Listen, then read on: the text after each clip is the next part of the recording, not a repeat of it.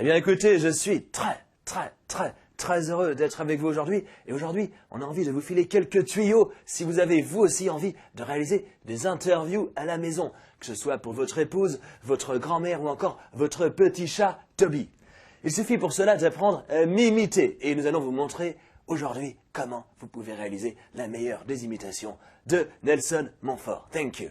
Pour imiter Nelson Montfort, il y a 4 choses à savoir. La première, c'est qu'il faut avoir toujours un micro à portée de main. La deuxième chose, c'est que Nelson Montfort prononce ses T à l'anglaise, comme dans le mot tea. Donc vous voyez, avec un petit T. Je suis très content d'être avec vous aujourd'hui. Entendez, les T et même les D aussi. La troisième chose, c'est l'emploi du mot très. Nelson Montfort utilise énormément le mot très. Comme dans écoutez, je suis très content d'être avec vous aujourd'hui pour un moment qui promet d'être exceptionnel en tout point, puisque nous allons voir de grands champions patiner aujourd'hui.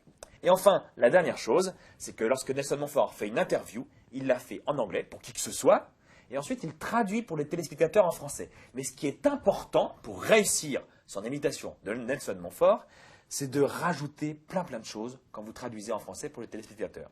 Quelque chose comme Well, it's been a wonderful moment and it's been an incredible game. How do you feel? Je demande bien entendu à Roger Federer comment il se sent après cet incroyable match qu'il a vu mené par 2-7-0 puis se faire attraper à 2-7 partout pour enfin remporter le 5e set sur un score extraordinaire de 11 jeux à 9 et que malgré sa récente tendinite, il est encore en pleine forme et que la suite de la saison s'annonce en tout point très impressionnante. Roger, c'est à vous. Et voilà, maintenant vous savez imiter à la perfection Nelson Montfort.